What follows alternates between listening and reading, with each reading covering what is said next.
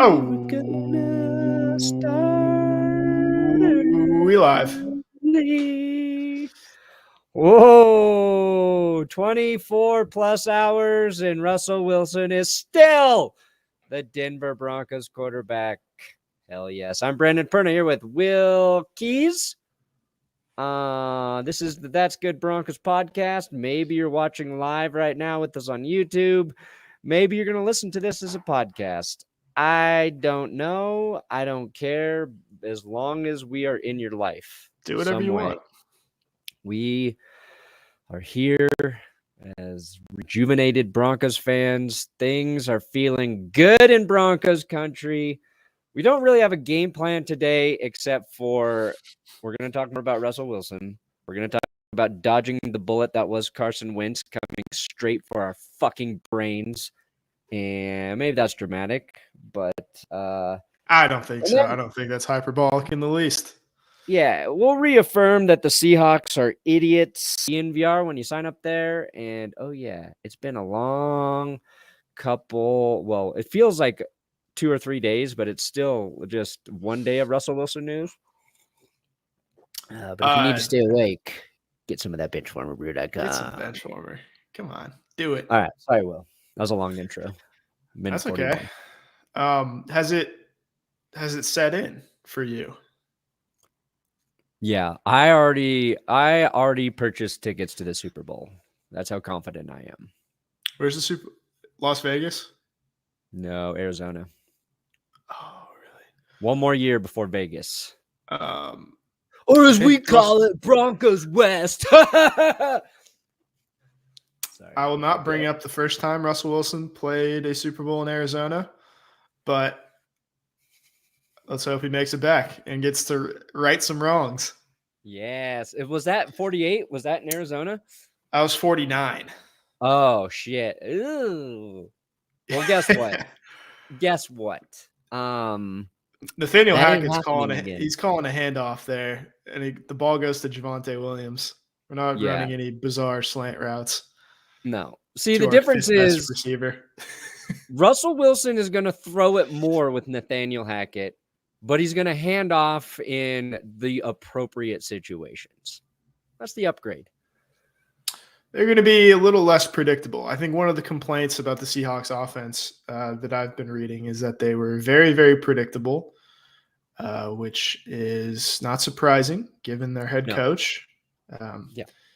And they were not an offensive line that was geared towards pass blocking. And I think this team is better at that. Yeah, they tried to construct their line specifically to be a run blocking unit while having one of the best passing quarterbacks in the league. Just the square peg in the dumbass hole, as I always say. And I just saw Greg Olsen talking about this to Colin Cowherd. And he said it very politely, but he was just like, they treated us like we had a JV squad. Like we couldn't execute, offensive schemes outside of this very small box of what they wanted to run, which was run the ball, rely on defense. He mentioned the punting game and kicking game. And then at the end of the game, they would let Russ kind of work his magic. And Russ wants to go play for a team that's going to be offensive forwards, going to let him throw and be a quarterback the way we see other quarterbacks are utilized around the league in terms like Aaron Rodgers or Herbert, Mahomes, like that sort of thing. Yeah. And that's what Hackett's that's why George Payton hired Nathaniel Hackett. And now he's got a quarterback who can do anything. Like there's no limitations really with Russell Wilson. Like, he is Mr. Unlimited. Quite literally in the name. You can probably find some flaws in his game or some areas that he can be a little bit better, but I expect a coach like Nathaniel Hackett to improve those areas, and I expect the guy who said they want to attack the field and throw deep in Nathaniel Hackett, do it with the guy who likes to throw deep more than anyone in Russell Wilson, one of the best deep passing QBs in the league. now a Broncos QB. So I'm excited still. I see nothing. I can see no ways in which this goes wrong, Will. No, I think you're right. I think no, there's no downside to this. None. I could see a situation where there could have been if they had paid more, if they had gotten rid of someone like Patrick Surtain. Oh, yeah. But that didn't happen. That didn't happen. No, and so I think this trade is going to age very, very well for Denver. And unfortunately for Seattle, I don't think they got enough. No, they got it the 9th pick. This was a recovery for them. This was like, we need to do this because we gave up like I know you can throw the second rounders in there, but this is a team that gave up 2 first-round picks for Jamal Adams. Yes. Who is a safety. Yes. Which is not not a premier position in the NFL. He was a good safety in New York, but he has been a little shaky since going to Seattle. Hey, Nick, how dare you call Will my fat bearded friend? First of all, that's fucking rude, Nick. So watch your comments here. Second of all, we make like 50 fucking videos every goddamn month with my Tube TV on my main channel. That's Good Sports, so you can watch it there. You want to talk shit about my co-host? You can get the hell out of here, Nick. That's rude. Bye. I know my beard is looking a little fat recently, but it's time for a trim. That's okay. Beard will make you look thick. Just wait until you see this jawline. Yeah. Just you wait. It's nothing. Literally watch all of my videos on my other channel. Yeah. Come on, man. Wait, is that Nick Wright? Is that Nick Wright? Is that his burner? Is that Nick Wright's burner? Nick wrong, baby. Yeah. Sorry, Will. Well, I'll defend you at all costs, my friend. I appreciate it. You can't win them all, can you? No, I lose a lot personally, but where were we? What were you saying? Yeah, I forgot. Oh, Seattle. Yeah, they gave up 2 first-round picks for Jamal Adams. Yeah. So they needed to do this to recoup. And the Broncos gave up 2 first-rounders for Russell Wilson. They are not in a position. Unfortunately, I'm not trying to dunk on Seahawks fans. I do not care. I don't have anything against them anymore. They've been through enough now. No. They're not a team in a position to rebuild quickly. They're just like at average. Yeah. They don't have multiple first-round picks. They have a first-round pick. They have a good first-round pick. They have a chance to get a quarterback really quickly. But this is not going to be an accelerated rebuild, unfortunately for them.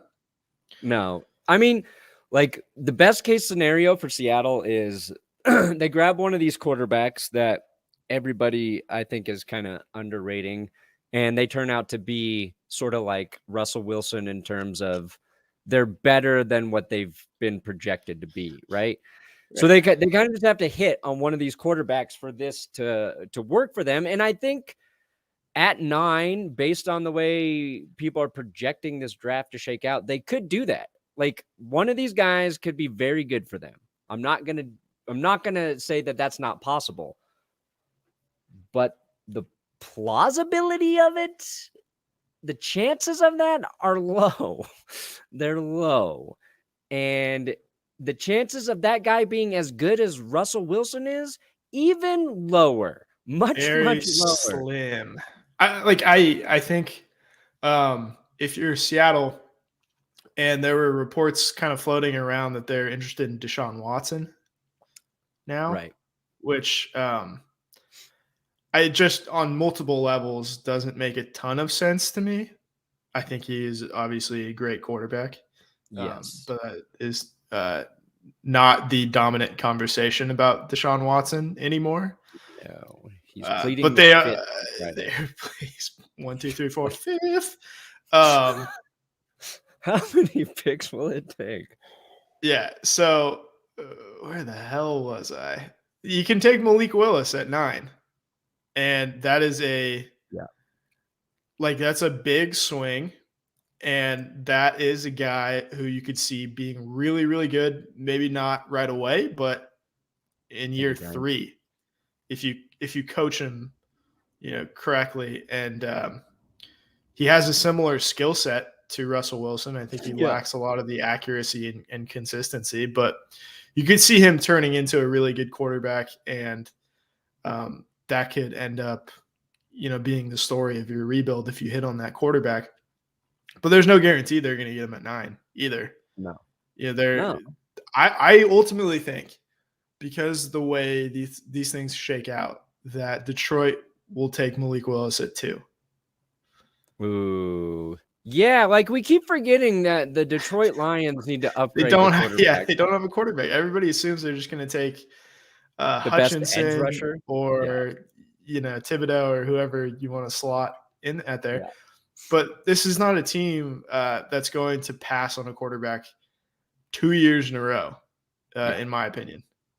No. And the poor Lions, like that extra first rounder they got from the Rams, it's pick 32. So if they I guess pick 32 is kind of an area where they could also grab a quarterback that they like. They could. But I don't know if they're smart enough to do that, though. Yeah. Here, let me just let me bring this up because the visual always helps. Okay. So Jags not going to take one. Detroit could take a quarterback. Houston probably not. Yeah, but you can never rule it out. It's like, how sold are they on Davis Mills? They're kind of a wild card.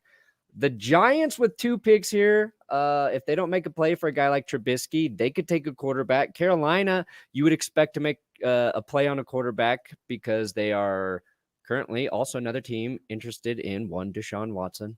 Mm-hmm. The Falcons could draft a QB of the future. So Seattle picks in Denver's place. Washington could take it. They're right after Seattle, but like there's a handful of spots where quarterbacks could go right there.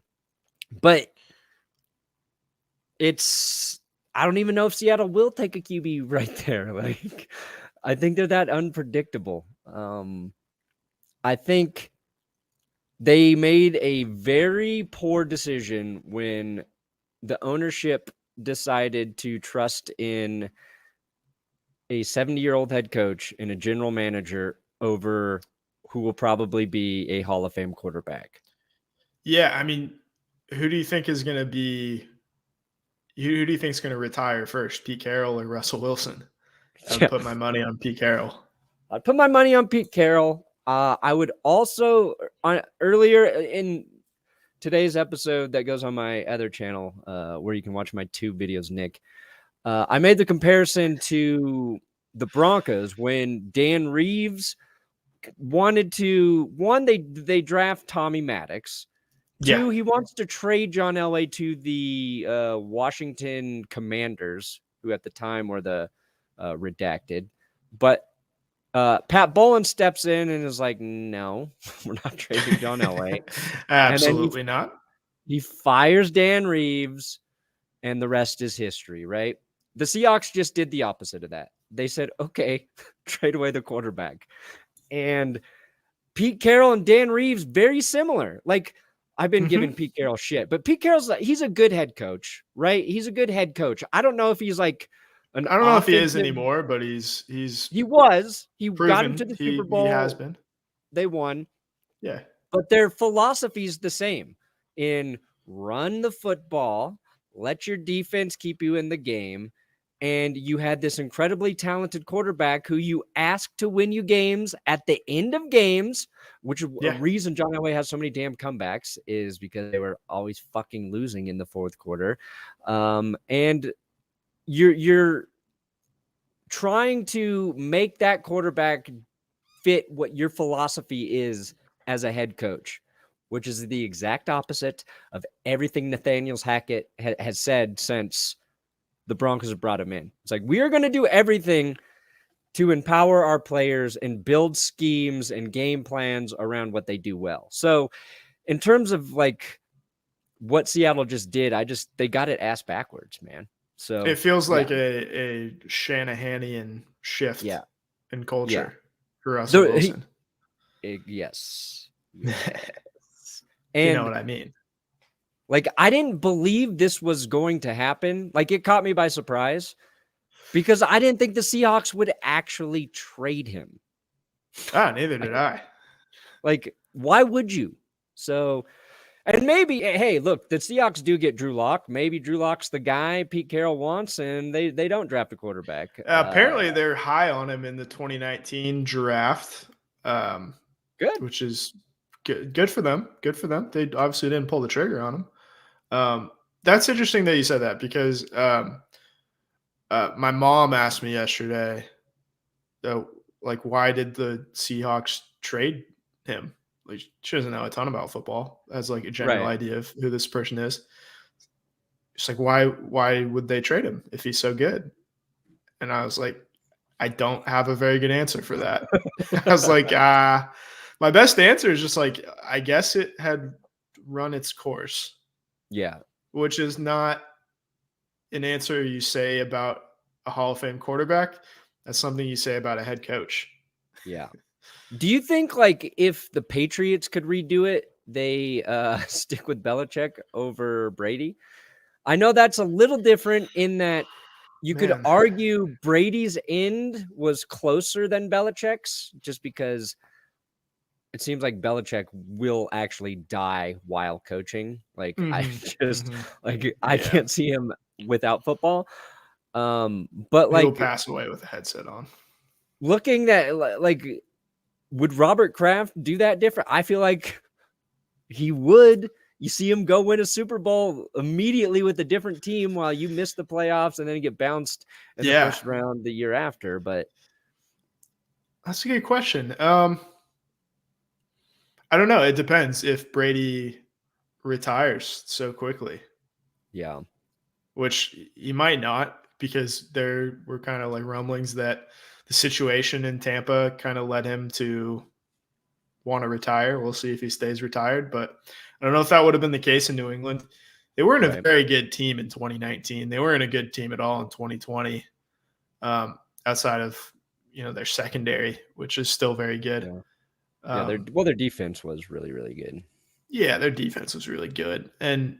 But I see that change like happening very quickly, that shift happening really quickly, and the team reloading whether or not they have Belichick. So I don't know. I think they probably should have stuck with Brady. Yeah. Hindsight there. Hindsight's 50-70. Yeah. We got a comment. Broncos signed TYRANN Mathieu. Is this breaking news? Is this legal tampering? I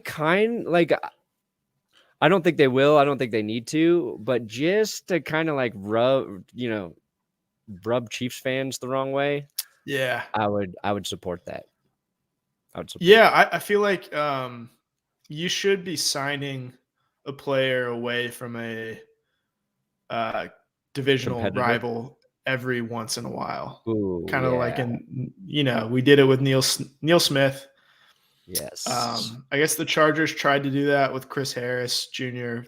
to mixed results. I think it's time for us to snag a Chief. Yeah. I think you're right. Let's do it. And the Raiders, you can just give us Max Crosby too while you're at it. Yeah, we'll take Max Crosby. And Hunter Renfrow. Yeah. I don't care. We'll find a spot for the little Hunter Renfrow. little Hunter Renfrow. Okay, Will. Kevin Cole from Pro Football Focus. Off-season improvement indexes up. Broncos clearly number one right now. Up by how many points is that? Index of 14, whatever the fuck that means. Washington football team. Is Washington, do they get like 6 points just for the name change? Mm-hmm. What is that for? That's for the. It can't be because of Carson Wentz. It's 5.5 for the name change and 0.5 for Wentz. Okay, that's appropriate, I'd say. and the Colts somehow lost 10 for losing wins. So I suppose that the only quarterback on their roster now is Sam Ehlinger. So yeah. But fair enough. How is Carson Wentz 6 better for Washington and 10 worse for the Colts? Great question. It should be 6. Buccaneers, they lose Brady, so they got a lot worse. And right now, the team that got the worst, according to Pro Football Focus, the Seattle Seahawks. Yes. Again, the Broncos only got 14 better, but Seattle got 16 worse. So, this is wins above replacement. How many did they gain? 10? I guess 14. Oh, sorry. 12? Yeah. I can't read. 14. So that means by my math, they're going to win 21 games next year. Hell freaking yeah. That's Super Bowl. Yeah, no, they would go 17-0, but still have a wild card spot somehow. And then they would have to win 4 games. Because the Chiefs are 17-0, you Bronco pussy. There's a lot of cool Chiefs fans who are excited about the competition again. But man, Chiefs fans are trying to act like getting Russell Wilson isn't a big deal. Look, just be honest. That's all I ask with your smack talking. If, let's say the Chiefs didn't have a quarterback and then they got Russell Wilson, I would be a little bit like, oh God, they're going to be a lot better. They're going to be a lot better because of Russell Wilson, but they do not want to admit that. And it's hilarious. It's like the upgrade that the Chiefs took in 2012 when they went from, I think, Brady Quinn to Alex Smith. Yeah. It's that much of a jump for me. And you could argue that Andy Reid was important too, but maybe Nathaniel Hackett is that guy. It's the same deal. A new head coach and a new quarterback. And I think Russell Wilson better than Alex Smith, even though Alex Smith underrated. Definitely. I just think Teddy Bridgewater is, one could make the case he was better than Brady Quinn in 2012. That's also true. That's my take. At what point do we start calling Nathaniel Hackett Nate Hackett? Nate, we can just call him Nate Dogg. He said that's cool. Nate Dogg. All right. That'll work.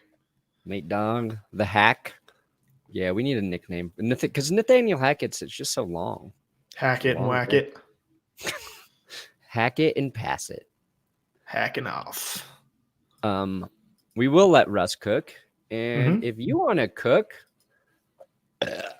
do a DraftKings Sportsbook. Now firing Brandon Perna for starting our ad with a burp. Check it out, guys. DraftKings, they're going to take care of you because I believe there's some tournaments of the basketball kind that you can be watching. And maybe you could win big with DraftKings Sportsbook. And use code DNVR when you sign up. And new customers can bet $5 on any team to win and get $200 in free bets if they win. It's that simple. You just bet on a team that wins. And Illinois listeners, shout out DNVR launching CHGO over there. But Illinois listeners, we have some big news. Mobile registration is back, and right now you can sign up for DraftKings Sportsbook simply by downloading the app right to your phone. Sportsbooks aren't available in your state. You can still join in on the action with DraftKings Pools. Play free all March long and shot for over $250,000 in free prizes. So download DraftKings Sportsbook app now. Use code DNVR. Bet $5 on any college hoops team to win and get $200 in free bets if they do. All right. Thomas Abraham, what do you think the terms for the contract extension will be, and when is it getting done? Good question. I think it'll be. I guess I put the question like this: do you think they get a new contract before the season starts? When does this one run out? Because he signed it in 2019. 2 years. There's 2 years left on it. So it's this season in 2023. I think it'll be like 4 years, 200 million. Like, I think it'll be the Rodgers deal, essentially. That's a very good guess. And I think that's fair. I think it's 4 years, 200 million, but I don't think they work it out until the season.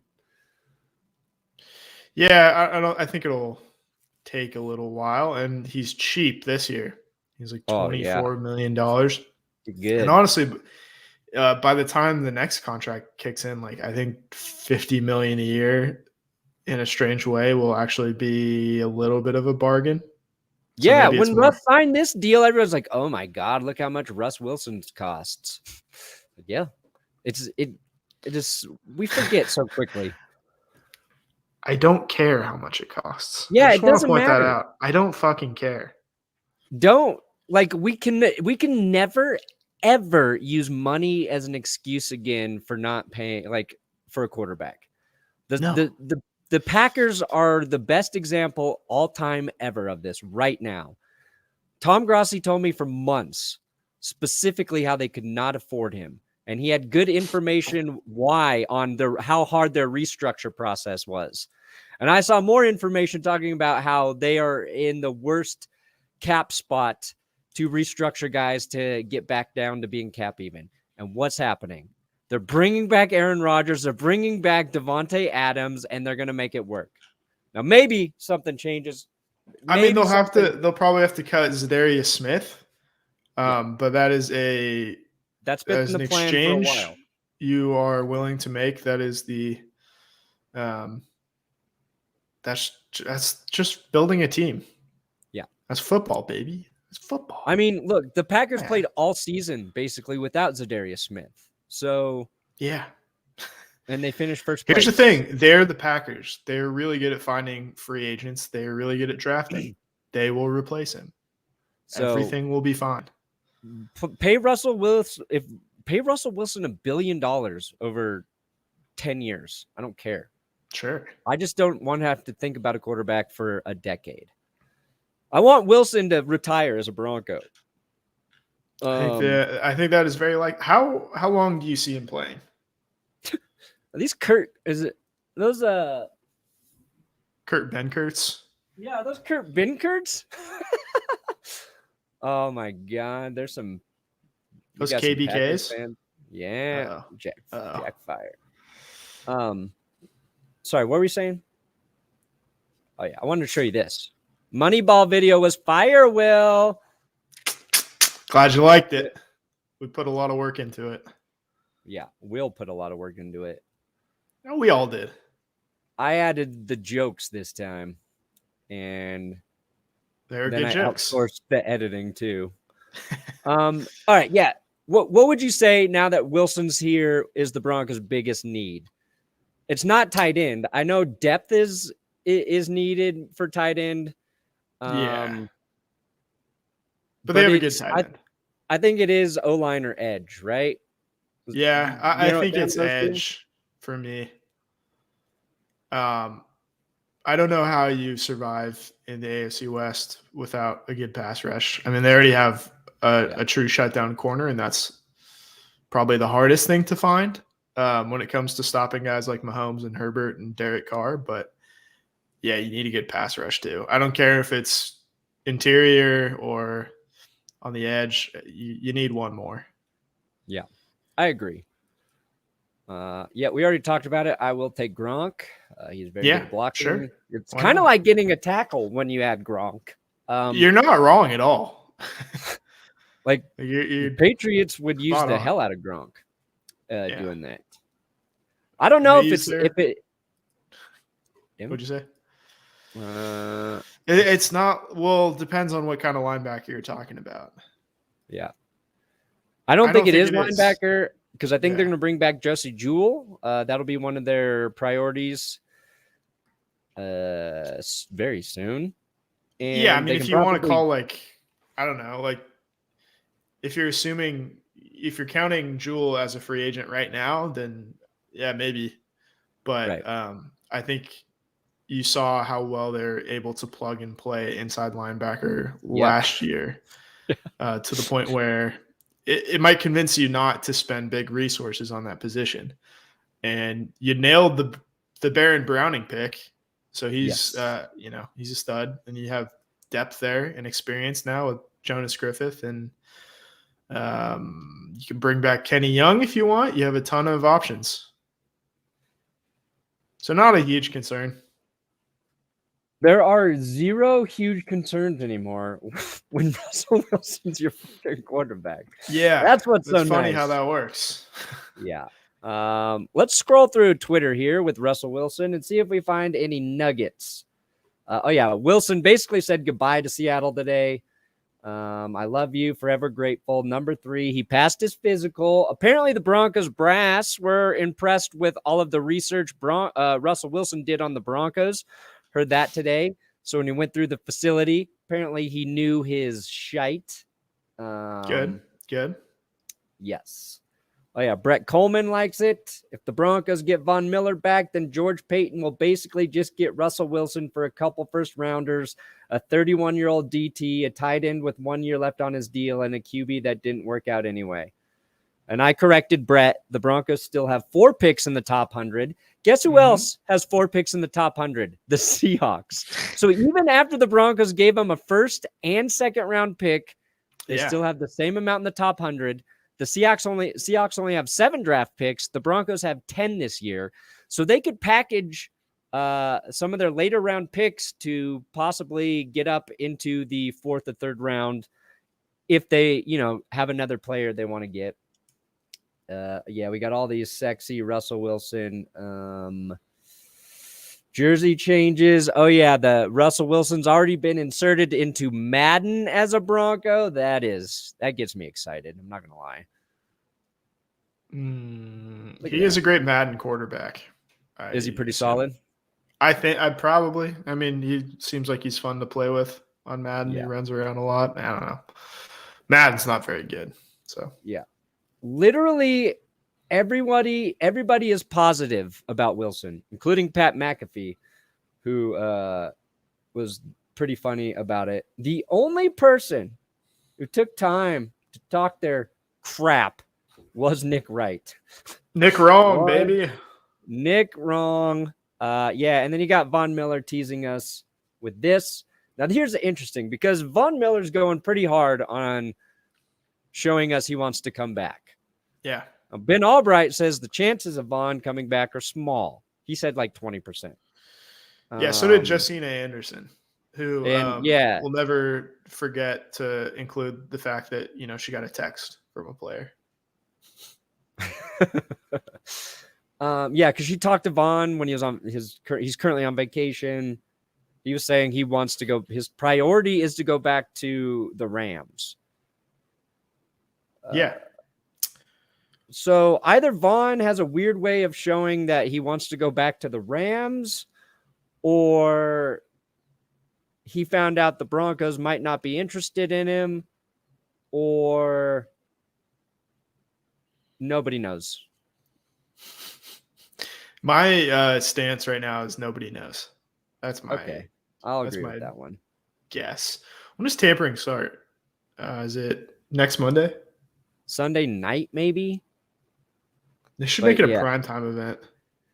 How long until it does become like a primetime event? Yeah. Welcome to the NFL tampering frenzy. Yeah, there's like an event at I was gonna say Radio City Music Hall, but let's just put it in Indy, like the Combine. And you have booths. Every team has a booth, and it's like a job fair. Yeah, because they could all stay there because the Combine's so close. It's practicality is there. Because you have free agency frenzy, right? And then you have the tampering period. And of course, I made a tamponing joke today in the episode about the tamponing period making free agency a bloodbath. But maybe the tamponing period, it's putting the blood in the water to start the frenzy, right? So the NFL Network, if they're smart, if they're savvy, take that idea and run with that for their name. Tamponing, sponsored by Tampax Pearl. Yeah. And that gets more women watching football, which the NFL wants. Yes. Women can't resist. Yep. Russ's deep ball does open up the middle of the field for receivers 10 yards in.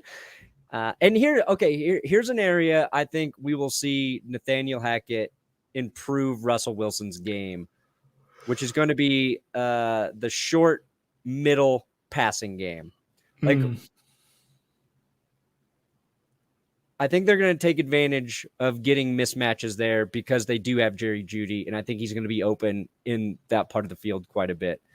But I'm not even saying like Russell Wilson is bad there. It's just when you think of Russell Wilson, you just think of him hitting Tyler Lockett 30 yards downfield or DK Metcalf 30 yards downfield. Yeah. Or getting sacked for an 8-yard loss. Right. And you brought up astutely yesterday that we never think about Russell Wilson like throwing to his tight ends very often. But who's been his best tight end in Seattle? I guess like Jimmy Graham, who was kind of a bust of a trade deal. Like Zach Miller was good when Wilson was really young, but he's never had like an incredible tight end. No. And I think Albert O will be very good with Russell Wilson. Yeah. I hammered Albert O for one drop last year, but overall I think he's very talented. I think the way Russell Wilson throws deep balls makes it like almost impossible to drop. Just like the way the ball floats into his receiver's hands, it's borderline undroppable. Yeah. And I cut this. Yeah, it's so pretty. It's so pretty. I cut this stat that I had in the episode, but I think Warren Sharp tweeted, and it was Matthew Stafford on third down basically was in the Jokic quadrant compared to Jared Goff. And he was talking about Stafford was the most aggressive quarterback on third down, converted the most third downs, and threw past the sticks the most amount of times. Jared Goff was the worst in all of those. Now, Teddy Bridgewater was pretty low on that. I think he was second, wasn't he? Second or third worst. Yeah. Because his biggest problem wasn't necessarily conversion, but it was throwing short of the sticks and conversion. And Russell Wilson was like 5 to 8% better converting than Teddy, but he threw past the sticks on third down a ton more. He's one of the top and at least trying to pick up the third down. Yeah. He led the league, I believe, last year in average depth of target, over 10 yards. Yeah. So that's going to be a difference that you notice when you're watching the Broncos. And obviously you would like to see the conversion, the percentage go up with Russell Wilson in the offense. But it was something that I think was painfully obvious to Broncos fans watching games last year. It became so predictable that I couldn't even make fun of it anymore. It was like, here we are, 3rd and 8, and we're not going to convert. So obviously you want to be better on your early downs as well. But he's going to be good. And he's good. Let's see. So our guy, Jordan Schultz, who nailed the Russell Wilson rumor. Yeah. Says that trading for Deshaun Watson is number 1 on the Panthers wish list. Yeah. This is no, I saw that the Panthers are interested in Watson right now as well. This is a big like step for Schultz if he gets this one. Ooh, that's a home run. It'll be back-to-back home runs. Yeah, I don't know if he had it first though. He was very loud about it. Yeah, I put it on the rundown for tomorrow's episode. So I don't think anything's going to move on Watson until after Friday because he has a court appearance. And again, they tried to move Watson's court appearance to Monday. for more time to prepare something, and he's just going to plead the fifth Friday. So he's going to court and he's going to say nothing. And I don't know how that's, I don't know how that speeds up the case or changes anything. I have no fucking idea. I was under the impression we were entitled to a speedy and fair trial in this country. There's probably 1,000 reasons why I'm wrong about this particular case. But hey, you know what? Would love to figure this one out one way or another. That'd be such a huge get for Carolina. Like that, he would go to one of the worst divisions in football, be the best quarterback in that division, on a team that for a while had a very good defense last year. I don't know. We heard that they were listening to Christian McCaffrey trade offers. I think you keep McCaffrey if you got Watson, but the Texans would want McCaffrey so much. Oh my God. Dude, imagine them. They would put him next to Rex Burkhead. That'd be the ultimate Jack Easterby backfield. Yeah, I mean, his name is Christian. So how could they? He's definitely going to be a part of the deal. They'll probably trade Watson for McCaffrey straight up. Yeah, I think you're right. And a fifth rounder.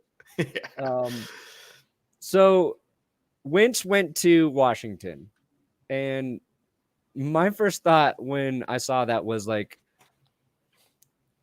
if we didn't get Russell Wilson today, there's a chance Carson Wentz would be a Bronco. And I'm not sure if Peyton would actually go after him, but the thought is that